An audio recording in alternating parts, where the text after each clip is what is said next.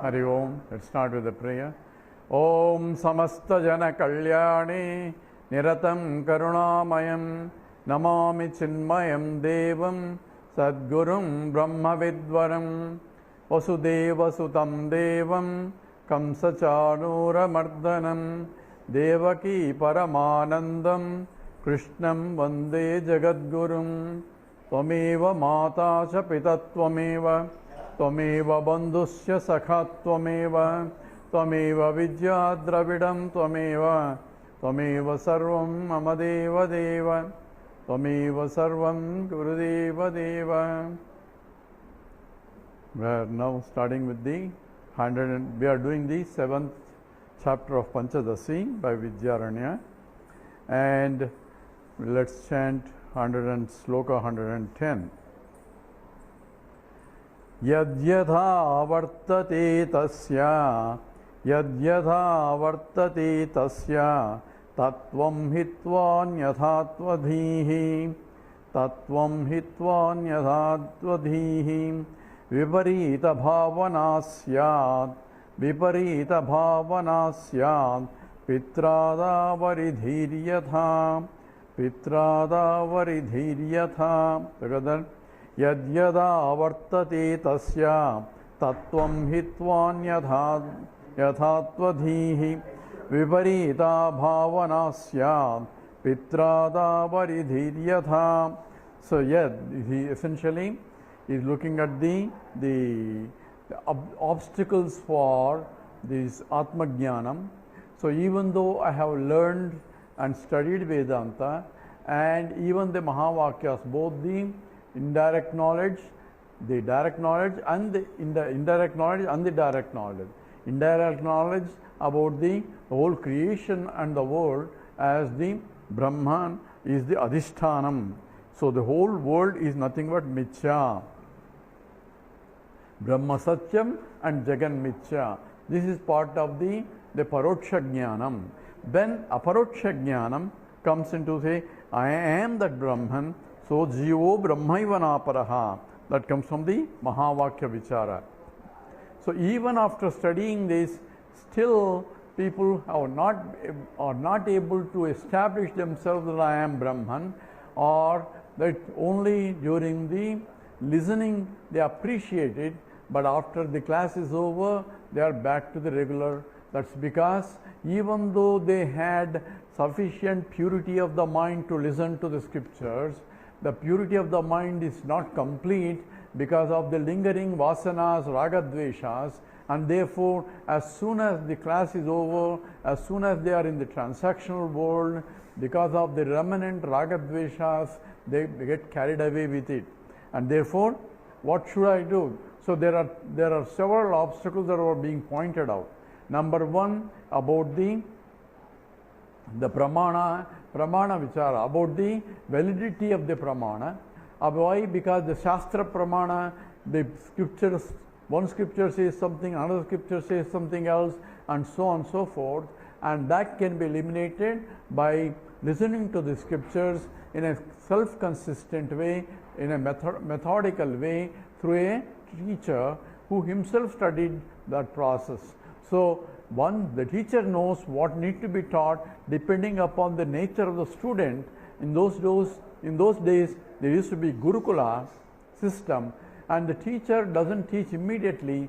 He says, stay here for 1 month, 1 year, and then you will start thinking about the teaching. So you have to spend 1 year there, but in the process, the teacher observes the student, see what his likes and dislikes are, where his problems are. Only after 1 year of service to the teacher, the mind gets purified enough, then the teacher says, okay, now you ask the questions.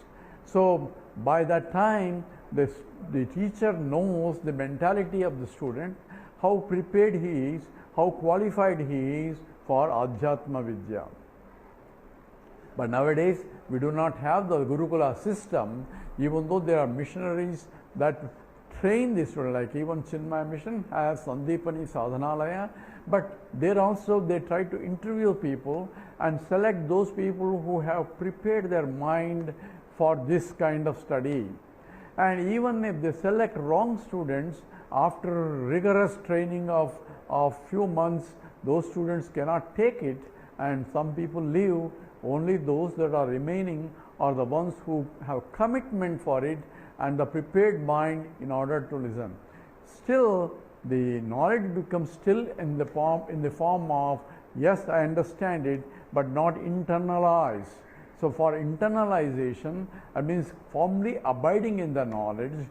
So even though Shastra Pramana is taken care of, there is a Pramana which is Viparita Bhavana is still there, and also lack of concentration on the subject also. That means Aham Brahmasmi, it gets dissipated. Viparitana Bhavana is how can I be that, or how can the world be unreal, and for that only the preparation of the mind before itself is required. But if it is not done, but he has enough prepared in order to satisfy or listen to the scriptures for consistently for prolonged length of time, he has mind prepared enough to listen, at the same time not prepared enough to internalize the knowledge. This is a state of most of the people, because they understand Vedanta, but that understanding remains only in the classroom. But what should they do?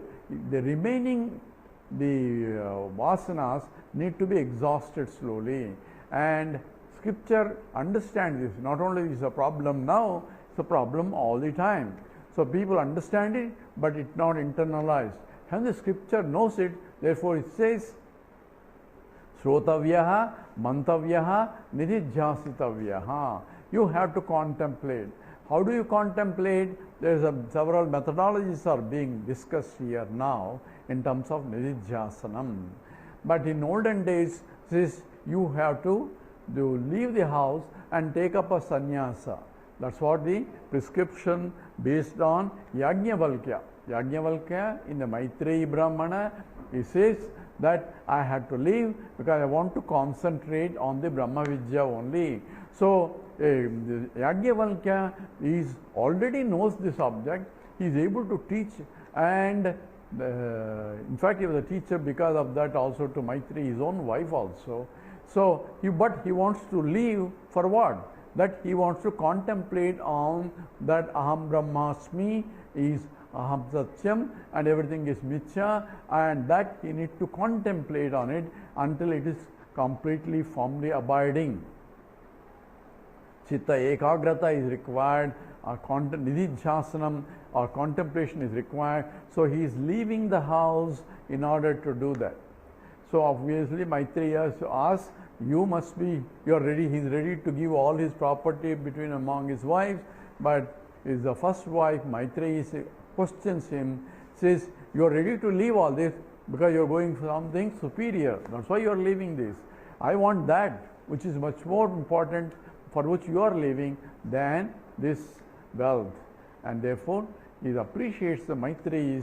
Therefore, he started teaching the Vedanta. That's how the Maitreyi Brahmana is in the Brihadaranyaka Upanishad.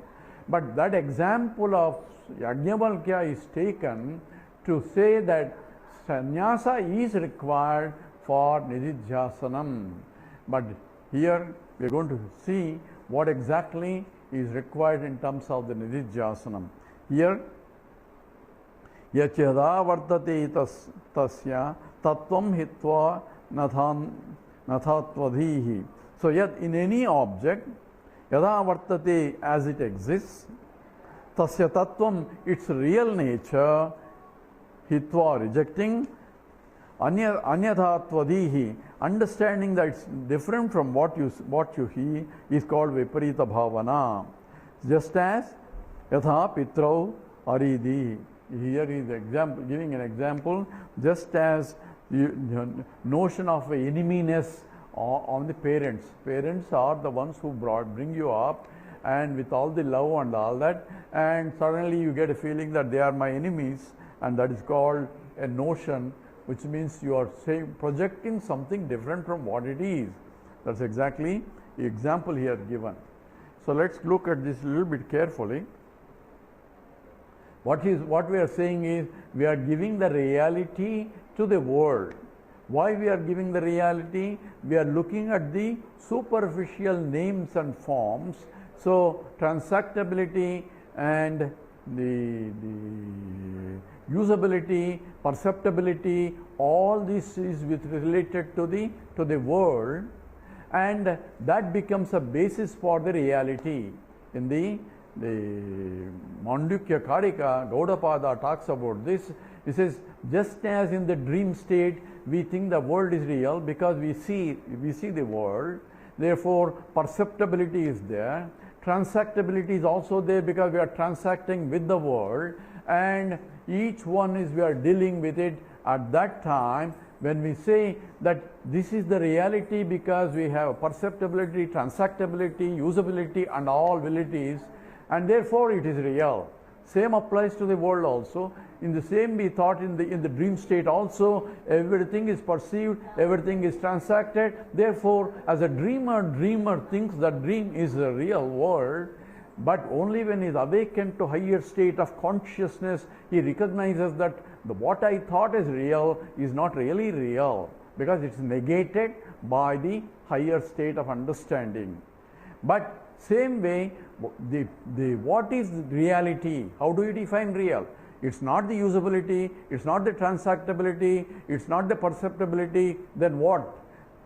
What is real is that which remains the same in all periods of time. Trikala abaditam satyam. That is the absolute truth. All other truths are only relative truths for transactions only, convenience. So ring is true, bangle is true, necklace is true.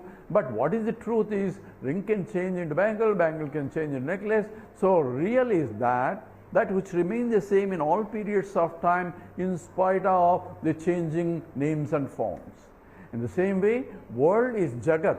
Jagat means Jayate Gacchate, that which keeps coming and going. That means it is continuously in flow. Continuously, morning has come, morning into evening, evening to morning, morning to, so generation, the seasons have come, years have gone, and so on and so forth, continuously changing. Time is not a constant fixed one, it involves itself a continuous flow. So every minute is changed, every second is gone, and therefore what is that reality behind these changing things? If changing things are there, there has to be something that is changeless entity, that alone is real, and that is called Nityam. Nityameva Satyam. Nityam is that which remains the same all the time, and that alone is the truth, and that which remains the same all the time is essentially, what is that? That which is changeless is that which is Brahman only. Infiniteness alone cannot undergo change.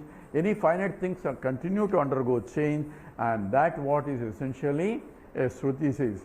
So therefore, I am giving a reality to the plurality. That is my fundamental problem. So what is Tattvam? Tattvam means I have to investigate, is it really real? If something is made up of something else, then whatever is only assemblage. Assemblage is not the absolute truth. If I have a H2 and O, oxygen and hydrogen together forming water, water is only a combination of two elements forming a product there. So intrinsic nature of the truth of water is nothing but hydrogen and oxygen, and truth of hydrogen is nothing but electrons, protons and neutrons. The truth of electron, proton, neutrons is still we are investigating what are the fundamental particles. There, the problem is, of course, is that the investigator itself is only the changeless entity. Conscious entity alone is a changeless entity. Everything is continuously changing. Therefore, the matter cannot be real, but matter is useful for transaction purposes only. So, every object, if you really go into the details, it's not really there. What is there is really the essence of it, and essence of it you cannot investigate through the objective tools because it's not an objectifiable entity. According to Vedanta, what is really real is that from which it came, by which it is sustained, into which it goes back. Yadova imani bhutani jayante ena jatani jivanti yat prayam tabisham vishanti tad vijnasasva tad brahmeti, and that is really Brahman, from which whole universe came, by which it is sustained, into which it goes back. and no matter cannot be considered as the source of it, because there is something other than the matter which is called consciousness, and that cannot be analyzed using objective tools, and therefore it's beyond the objective sciences itself.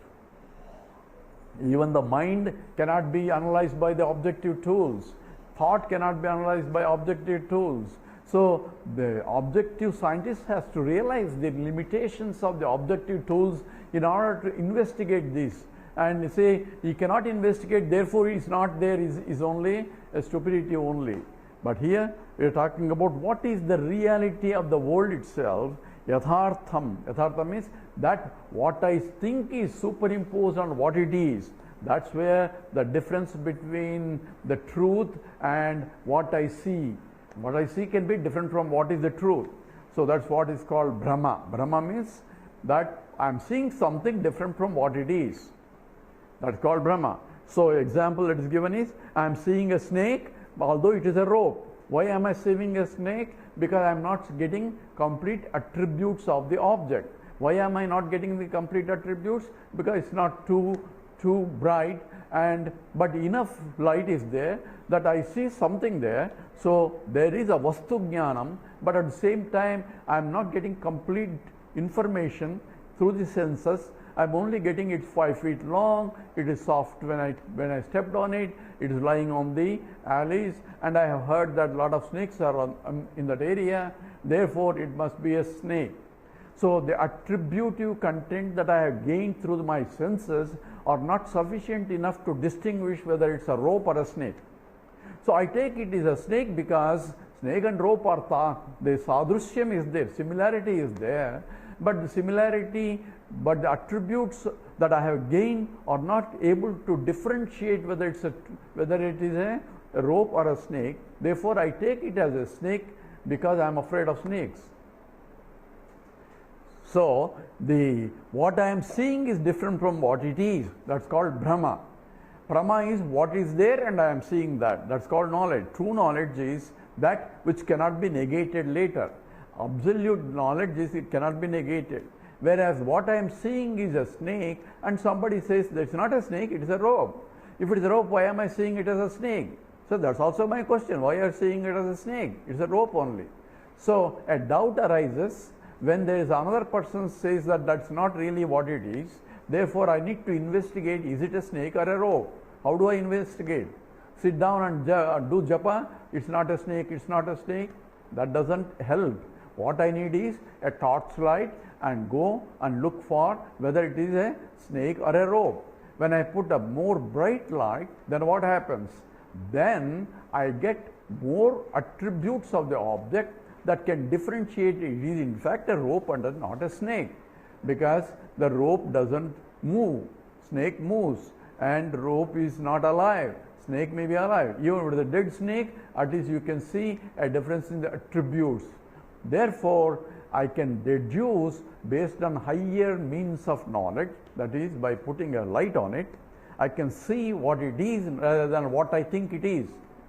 So the whole world I think it is like this, it is this, it is this, only because I am not seeing the essence of it.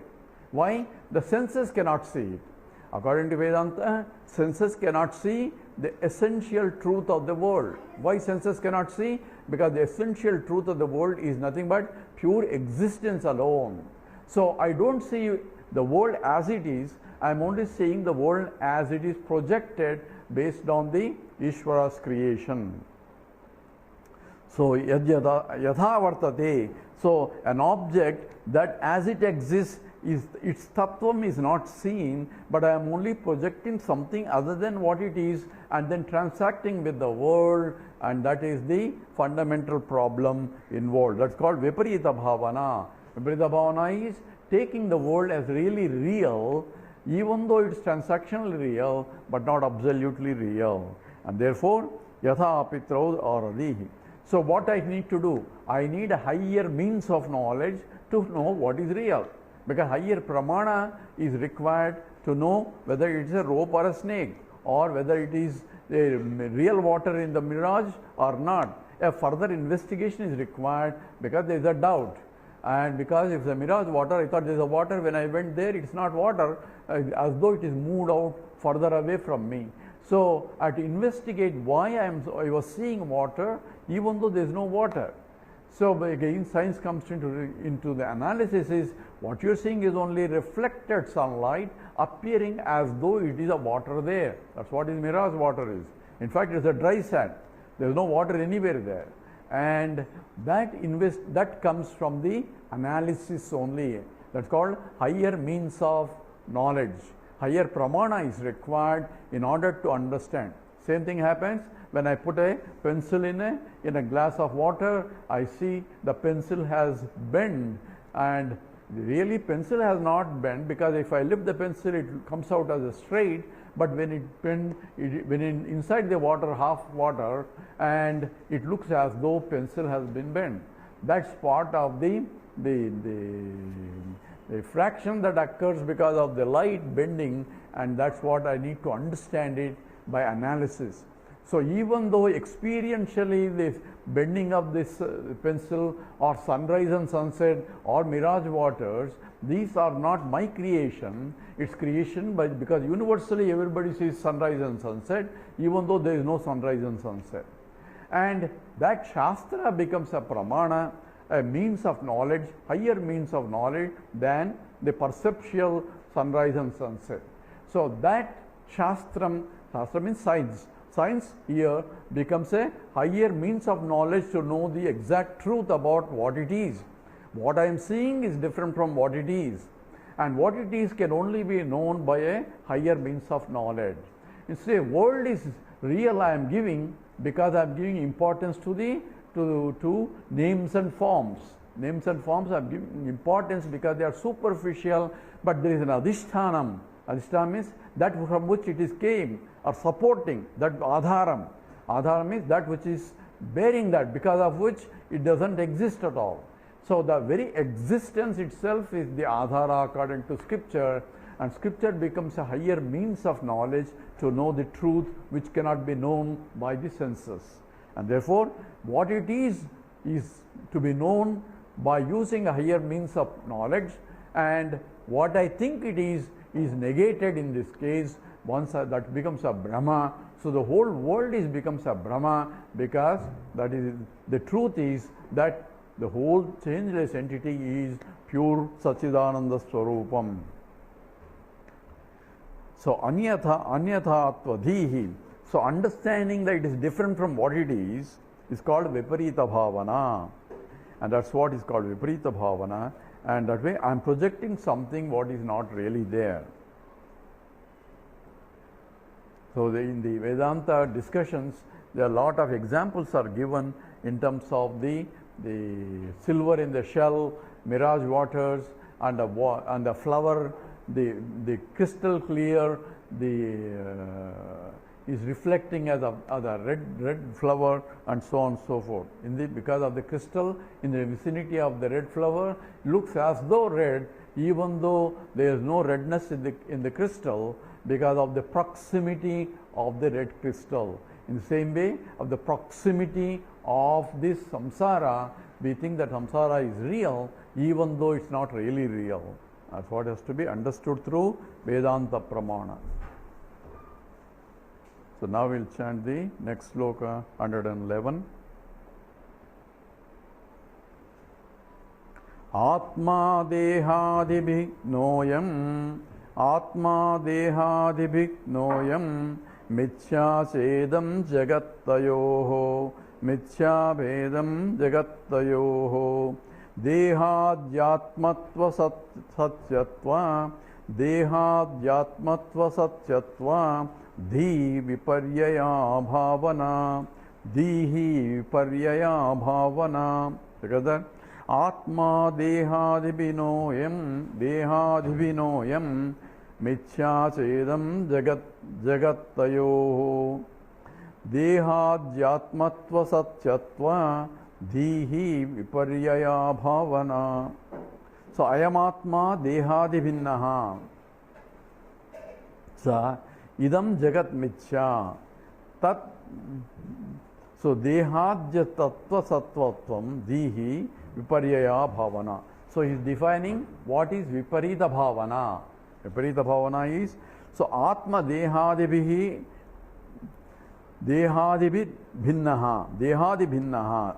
So atma, I am atma, this means I am, when I say, is different from deha, adi, body, etc. Why are different? Body is shariram.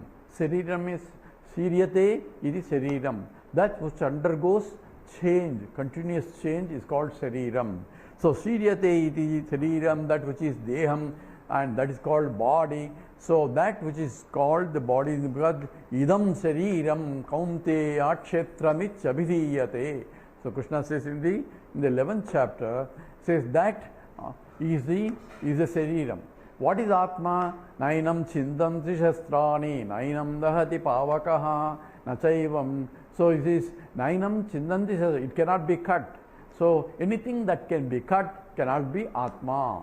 So why? It cannot be cut. Why it's not can be cut? It is subtler than the things. Space cannot be cut. Space itself is subtle, because I want to cut the space into pieces. I cannot cut with using a sword, because it is nainam chindanti shastrani. You cannot burn this space, you cannot wet this space, and all things that are attributed there towards Atma also applicable to space also. So, but it is subtler than the space, because even space is negated when I go to deep sleep state. There is no space also, no time also, but I am there. So I am subtler than even the space also, and therefore I pervade this space too, and that is my true nature, and therefore Atma dehadibihi na ayam. So I am Atma dehadi bhinnaha is different from the body. Shariram includes the Sthula Shariram, that means the gross body, that is which is Annamaya Kosha, and the Sukshma Shariram, that is Pranamaya, Manomaya, Vijnanamaya, Anandamaya Koshas, not Anandamaya, Vijnanamaya Koshas. All are Antahkarana, is called subtle body, and also it is different from the Karana Sharira, which is also the Anandamaya Kosha, and that all Shariras, the Sthula Shariram and Sukshma Shariram and Karana Shariram, it is all that, it is Bhinnaha. Atma is that which enlivens all of them, but different from all of them, and that's what is to be understood. Atma dehadibihi bhinnaha cha idam jagat. So Atma Satyam, say Aham Satyam is the first statement. Idam jagat mithya, this world is mithya. This is what we stand. So Brahma Satyam, Jagan Mithya. Mithya is specific to Advaita philosophy. Mithya means it is neither real nor unreal.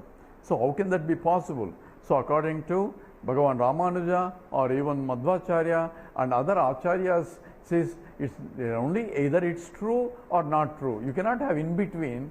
Either it is Satyam or Asatyam. If it is not Satyam, it has to be Asatyam. If it is not Asatyam, it has to be Satyam. Either Sat or Asat. So how can it be? Says what you say is only true on at an absolute scale, but what we are saying is that there are things that which does not remain. So we have to define. Says even those are Satyam only according to Ramanuja. Says even though they are Satyam, their relative reality, degree of reality still varies.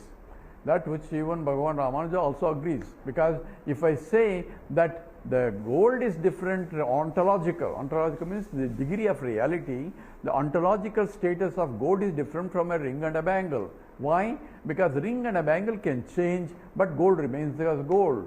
So therefore, when you say that the relative reality of gold is different from the ring and the bangle are only vacharambanam vikaro namadheyam. This is what the scripture uses. This is Chandogya Upanishad. It says it is nothing but giving this example. It says vacharambanam vikaro namadheyam. It is only namke vaste creation. It's only namesake. It is a transformationless transformation. And therefore, gold remains as a gold, but still appearing as many. And in the appearance of many, gold still retaining its goldness also. So only it's an apparent transformation, and that apparent transformation is what is called mithya. Mithya means it is enough to experience, but not enough as a reality or absolute reality. It's real enough to use it, but not real enough to be the transactionally independent of transformation. So therefore, gold can become a bangle, that's called destructive transformation. Destructive means the ring gets destroyed to become a bangle. Bangle gets destroyed to become a necklace. Whereas gold becoming a ring and a bangle, there is no destructive transformation. It's only apparent transformation called vivartavada. So it is transformationless transformation instead of a reversible transformation or irreversible transformation that we deal with in the chemistry or physics. Therefore, this transformation is that which is changeless, is alone is the truth. So Trikala Abhaditam Satyam means that which remains the same all the time, and everything else is changing. Therefore, Jagat is Mithya. It is not Sat, it is not Asat. Mithya is Sadasat Vilakshanam. Says that which neither you can say exists or it doesn't say it doesn't exist. Sannapya Sanno Vayatmikano.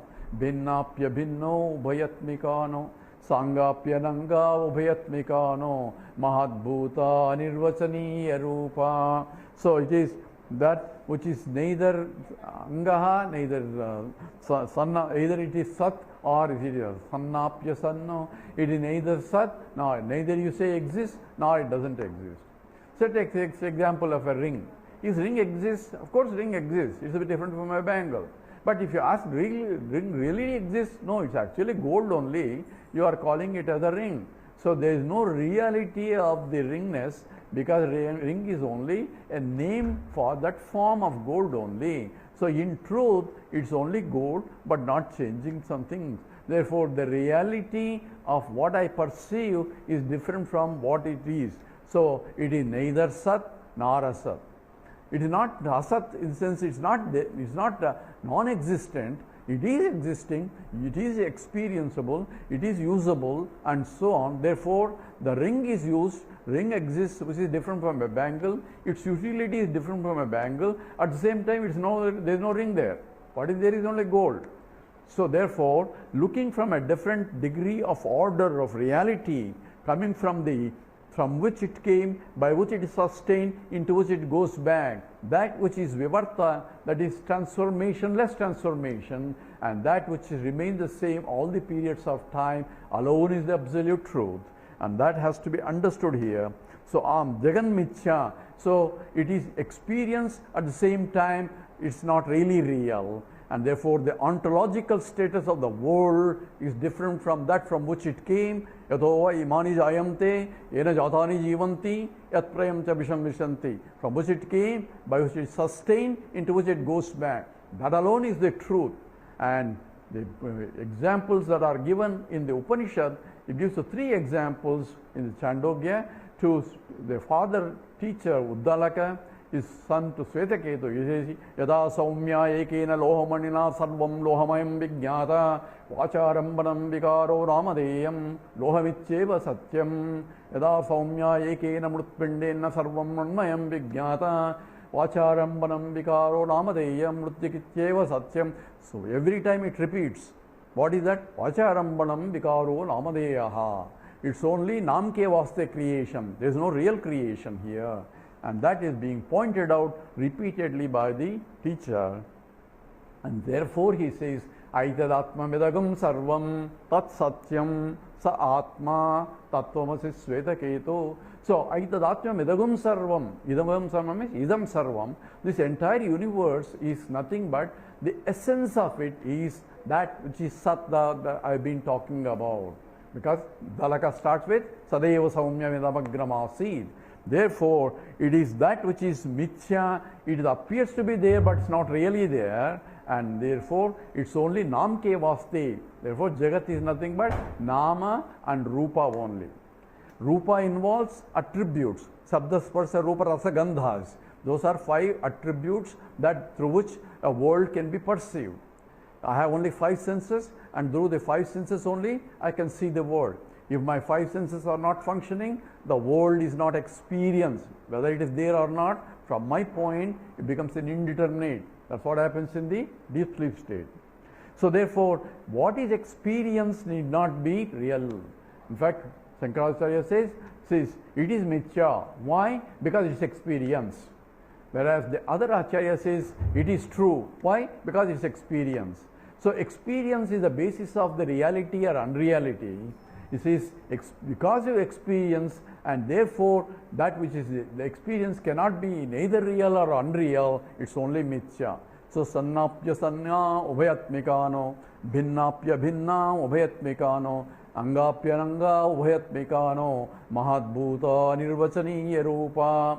It is of the nature of that beyond all these things too, and that has been explained here in the statement that Atma close the door. Atma dehadi vinoyam mithya chedam jagat yonihi dehadyatmatva satyatvam di viparyaya bhavana. So therefore, I am Atma dehadi binnaha cha idam jagat mithya. Therefore, I am different from all the bodies, and this world is nothing but mithya, and that dehadya atma tattva sattvatvam dihi is, this is the absolute truth that Vedanta says, that I am essentially I am different from all the bodies. When I say I am, and we say this is different from me. I am only, I cannot say I am, but unfortunately I am only say I am, and anything else added is only with respect to the body only or the mind only. Anything that can be qualified is only an object, but I am not an object, I am a subject. I cannot say who are you? All I cannot say I am. But I cannot say I am for transactional purpose. I say I am this, I am this, I am this, otherwise I cannot transact. But the truth is, this is an object and I am a subject, and subject cannot be object. And therefore, Atma dehadibhi, this abhimanam is there, that this is my body and this is your body and so on. That itself is only for transactions but not in the absolute truth.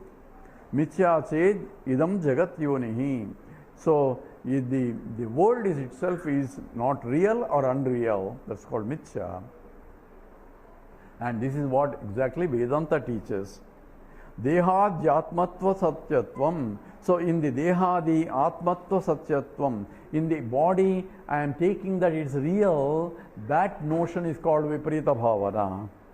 Dihi viparita bhavana. That understanding the world is real and the body is real and I am only a jiva, all this or becomes because of the contradictory to the truth, therefore viparita bhavana. So how do you know this is truth? What is truth and what is not truth? Is the experience I am experiencing, this is the body and so on. What is the basis on which this is truth and that's not truth is established? It's only established on the basis of that which cannot be negated. Alone is the truth. That's right. Trikala avaditam satyam. And whatever that is continuously changing cannot be truth because it's changing. It may be relatively true because non-existent cannot even have a locus for existence. Like a Vanjaputraha, the son of a barren woman, is called real Asat.